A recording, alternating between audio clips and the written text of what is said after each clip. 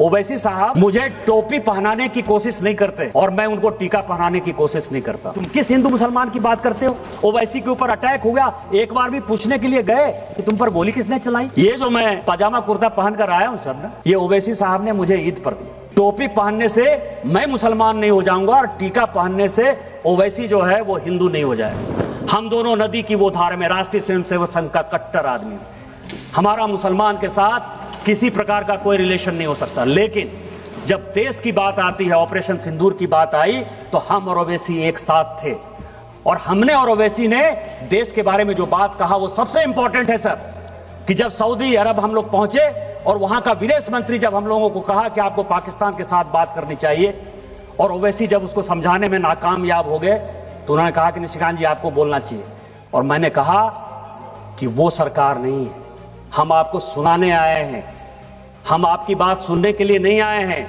मनमोहन सिंह नहीं है हम कि 2008 में मुंबई बम ब्लास्ट हो गया और आपके कहने पर इसी सऊदी अरब के दबाव में, इसी अमेरिका के दबाव में, शर्म अल शेख में आपने जाकर समझौता कर लिया, एग्रीमेंट हो गया। पहली बार भारत सरकार ने कॉम्प्रोमाइज करते हुए यह बता दिया कि बलूचिस्तान में जो कुछ हो रहा है वो भारत सरकार का उसमें योगदान है।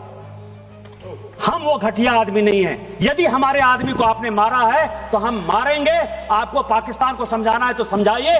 हम और ओवैसी ने कहा, क्योंकि जब ये नदी चलती है सर, हम नदी की दो धार हैं, लेकिन नदी गंगा सागर में जब मिलती है, समुद्र में मिलती है, तो वही भारत में अनेकता में एकता होती है। हम भारतीय हैं पहले, और यही बात कहने के लिए हम और ओवैसी साथ गए थे। 2014 से लेकर 2026 तक, सुनने वाली बात है, 2014 से लेकर 2026 तक राहुल गांधी ने 260 विदेश यात्रा की है सर। एक दो नहीं, 260। अब आपको मैं बता रहा हूं कि गांधी फैमिली का कोई बिजनेस नहीं है सर। किताब की रॉयल्टी से जो पैसा आता होगा, इसके अलावा कोई बिजनेस नहीं है। ये 260 यात्रा किसने स्पॉन्सर की? Leader of the propaganda.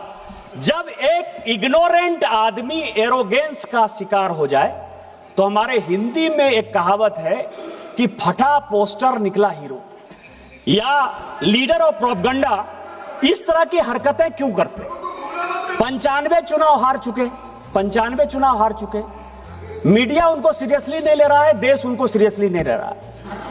हालत क्या हो गई है कि आप यह समझिए कि जब सोनिया जी ने इस पार्टी को छोड़ा तो 206 उनके लोकसभा के सांसद थे सर।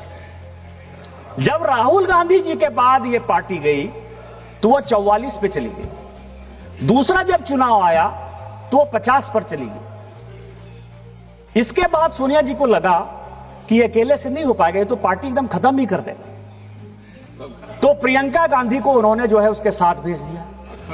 तो अभी 99 सीट पर जो है पहुंच गए सर। इसके बाद जो है वो फिर से खत्म होने के कगार पर हैं। इसी कारण से लाइमलाइट लेने के लिए अब लड़ाई हो रही है कि प्रियंका जी नेता बनेंगी कि ये बनेंगे। इस कारण से जो है ये इस तरह की हरकत कर रहे हैं सर, केवल देशद्रोही हरकत कर रहे हैं। कि गांधी परिवार में जो आदमी पैदा होता है वो प्राइम मिनिस्टर इन वेटिंग होता है, एलओपी नहीं होता है, लीडर ऑफ प्रोपगंडा नहीं होता है सर, लीडर ऑफ अपोजिशन नहीं होता है, प्रधानमंत्री होता है। अभी उनके बेटे की शादी होने वाली है, मैं उनसे रिक्वेस्ट करूंगा कि अपने बेटे के साथ मेरा फोटो खिंचा दीजिएगा, क्योंकि लड़ाई तो वही है ना। वो राजा है सर, हम रंक है। गांधी परिवार में कोई पैदा हो गया, उसको इस देश पर राज करने का अधिकार है। नेहरू जी देश के पहले प्रधानमंत्री थे, राहुल गांधी और प्रियंका गांधी का रिश्तेदार होंगे, लेकिन देश के पहले प्रधानमंत्री को कोट करने का अधिकार, उनके गलतियों को बताने का अधिकार मेरा है। वो देश के पहले प्रधानमंत्री थे।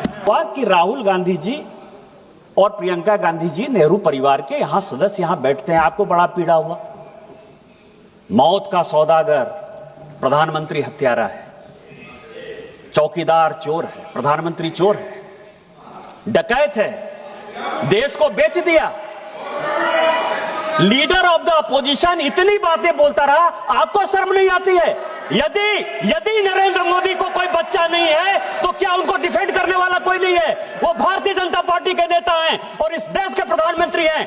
एक नहीं 1000 बार यदि बोलना पड़ेगा तो हम बोलेंगे। और मैंने क्या कहा सर? मैंने क्या कहा सर? मौत का सौदागर सोनिया जी ने on the floor of the house का है, हत्या Rahul on the floor of the house का है। क्या बात कर रहे हो?